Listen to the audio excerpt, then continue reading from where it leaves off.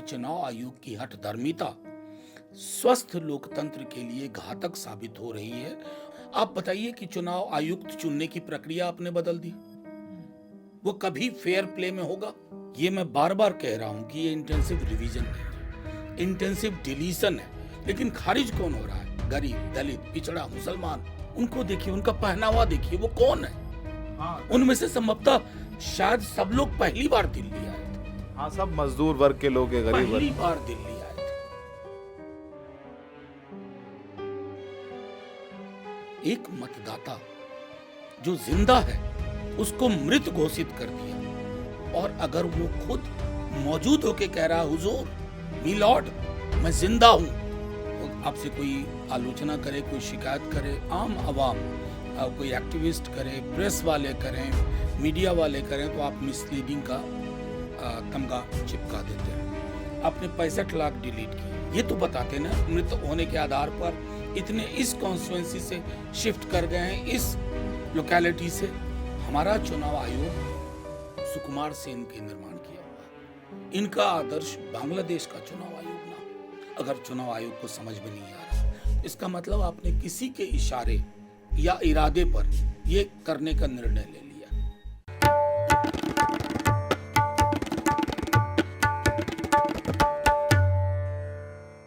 आदाब, नमस्कार। The Red mic में आपका स्वागत है। हम इस वक्त सुप्रीम कोर्ट में हैं और सुप्रीम कोर्ट में मैं कहूँगा देश की सबसे महत्वपूर्ण बहस चल रही है।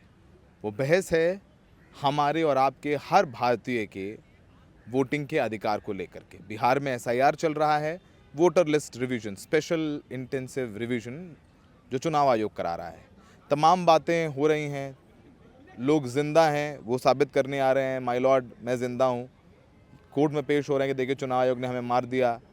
65 लाख लोगों का नाम काट दिया है ड्राफ्ट लिस्ट में। बहुत सारे आर्ग्यूमेंट्स हुए।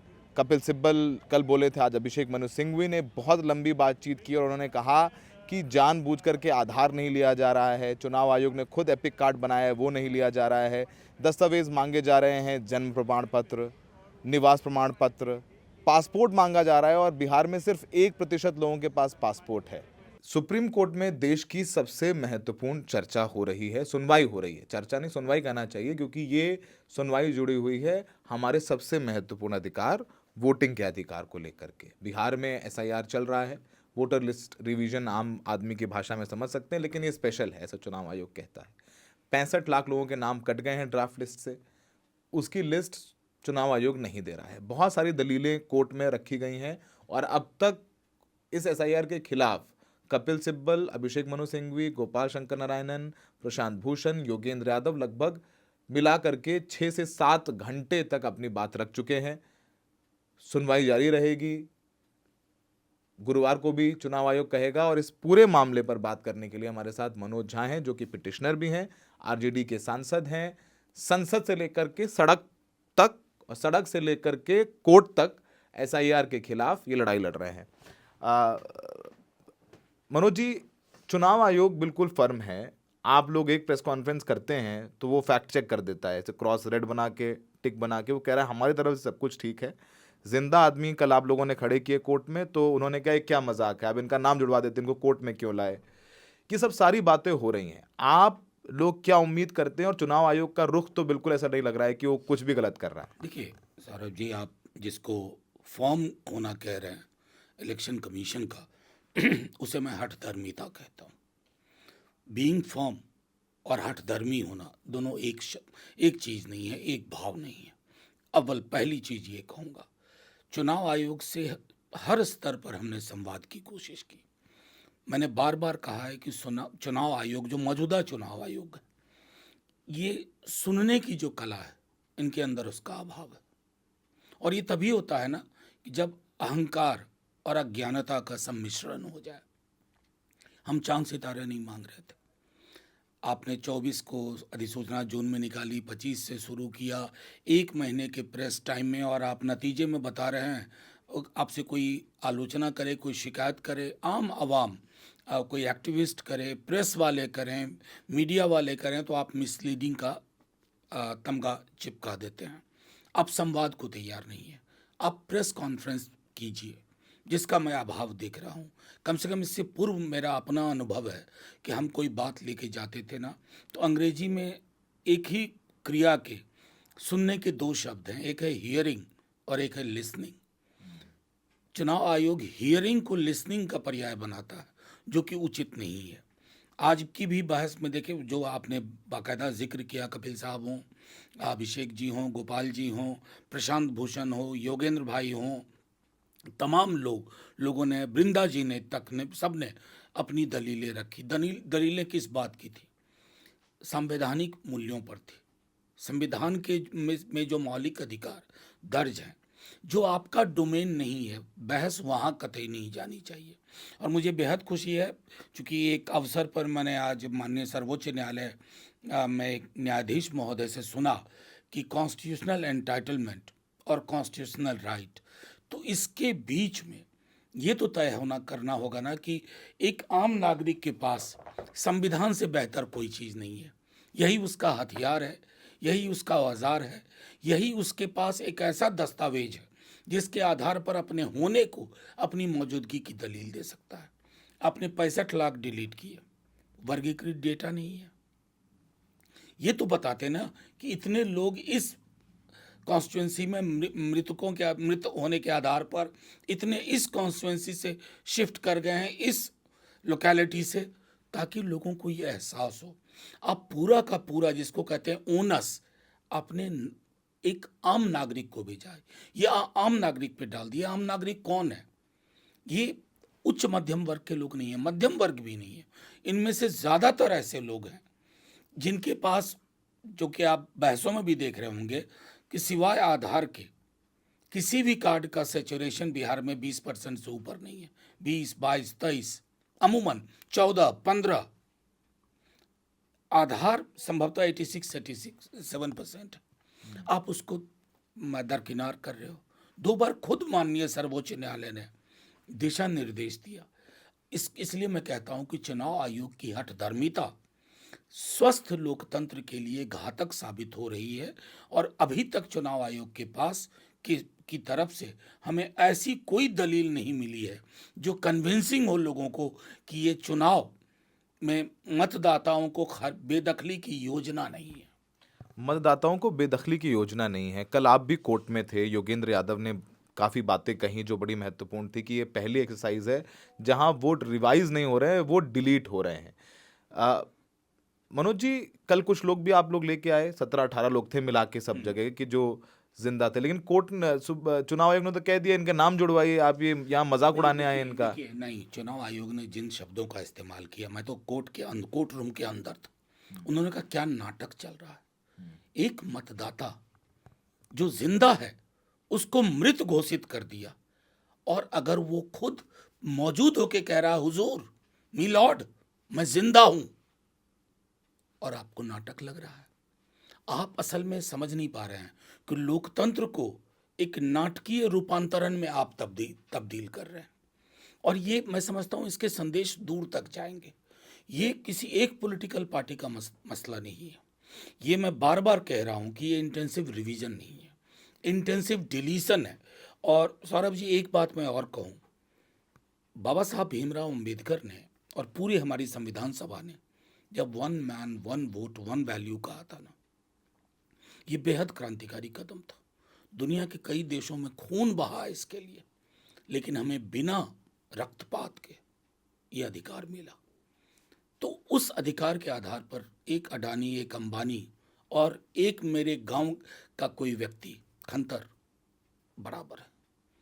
आप, ये एक तरह का इलीट कॉन्स्पिरेसी है कि सबाल्टर्न्स खारिज किए जाएं। खारिज होने वालों की, जो लोग खड़े हो रहे हैं आपके सामने, उनको देखिए, उनका पहनावा देखिए, वो कौन है। हाँ, उनमें से संभवतः शायद सब लोग पहली बार दिल्ली आए थे। हाँ, सब मजदूर वर्ग के लोग हैं, गरीब पहली वर्ग। बार दिल्ली आए थे। क्यों आना पड़ा? वोट के अधिकार को बचाने के लिए। इससे महत्वपूर्ण कोई अधिकार नहीं है। और मुझे उम्मीद है माननीय सर्वोच्च न्यायालय, हमारे दोनों जजेस बहुत संजीदगी से एक ऐसा फैसला देंगे जो नजीर बनेगा इस देश के लोकतंत्र के लिए। कोर्ट में सिंघवी साहब ने आज कहा कि वो एसआईआर के, मतलब ये जो रिवीजन चल रहा है उसके खिलाफ नहीं, लेकिन उसकी टाइमिंग बहुत गलत है, क्योंकि 2 महीने का वक्त है। नहीं, एक सिंघवी साहब ने कहा, सिंघवी साहब का क्लोजिंग आर्गुमेंट ये बहुत महत्वपूर्ण आर्गुमेंट था। और कल योगेन भाई ने भी कहा था कि अपील 1 अपील 2 का स्पेस कम है। मतलब आज तेजस्वी जी ने सुबह एक प्रेस कॉन्फ्रेंस की, हम आपको बारी बारी से दिखा रहे हैं कि देखिए डुप्लीकेशन जहां है वहां आपकी नजर नहीं जा रही है, लेकिन खारिज कौन हो रहा है? गरीब, दलित, पिछड़ा, मुसलमान। तो अगर आपने पहले, और मुझे स्मरण है, मैं आपके माध्यम से कहूं, जब हम पूरा डेलीगेशन चुनाव आयोग से मिलने गए, अव्वल तो चुनाव आयोग आयुक्त महोदय ने एक लेवल पर यह कहा कि ये पुराना वाला आयोग नहीं है, नया आयोग है। अब इसके मायने तो वो जाने या उनको बनाने वाले जाने, जिन लोगों ने उनको बनाया है, क्योंकि संवैधानिक संस्थाओं में एक निरंतरता होती है, सरकार तक में एक निरंतरता होती है, संसद में निरंतरता होती है, न्यायालयों में निरंतरता होती है। उसी तरह संवैधानिक संस्था जैसे चुनाव आयोग सुकुमार सेन जी के टाइम से आज तक एक निरंतरता है। ये अहंकार का पहला लक्षण था। दूसरा, उन्होंने कहा कि 20% लोग बिहार के बाहर हैं, जो हकीकत है, 20%। उनके कंजेक्चर में ये भावना अंतर्निहित थी कि ये संभवतः दूसरे जगहों के वोटर होंगे, यानी आप उनको डुप्लीकेट वोटर प्रिज्यूम करके चल रहे हैं। तो आपके प्रिजम्पशन पे ये पूरी की पूरी एक्सरसाइज हो रही है। अब उदाहरण के लिए, कई हमारे वकीलों से भी हमारी जो बात हुई, मैं दिल्ली आया पढ़ाई करने, फिर यहीं नौकरी मिली, लेकिन 15 वर्ष तक मैं यहाँ का वोटर नहीं था। बिहार के अधिकांश लोगों के साथ यही होता है। जल्दी वो अपना वोटिंग राइट बिहार से नहीं छोड़ना चाहते हैं। एक लगाव है, पर्व त्योहार की तरह चुनाव भी एक अवसर है, एक उत्सव है बिहार के लिए। ये सामाजिक जिसको कहते हैं समाज शास्त्रीय संदर्भ अगर चुनाव आयोग को समझ में नहीं आ रहा है, तो इसका मतलब आपने किसी के इशारे या इरादे पर ये करने का निर्णय ले लिया।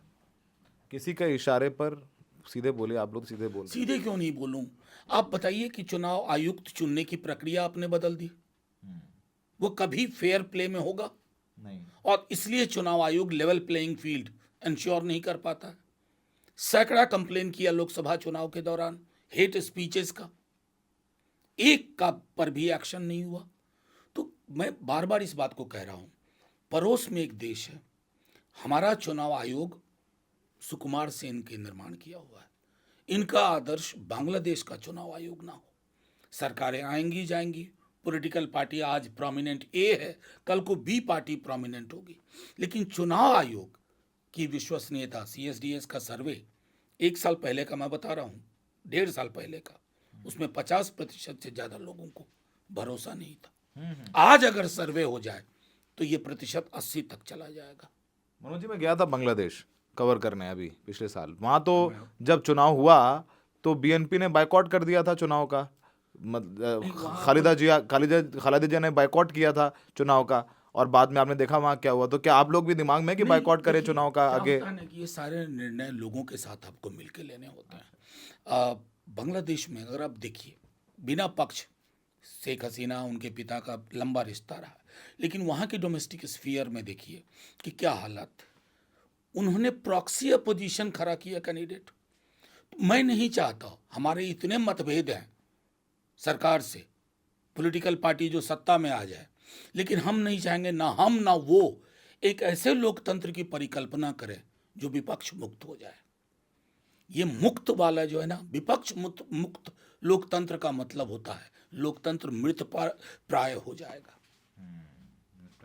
तो ये मनोज झा ने बताया कि चुनाव आयोग कहीं ना कहीं विपक्ष के बिना एक लोकतंत्र बनाने की कोशिश कर रहा है, और वो संदर्भ SIR का है।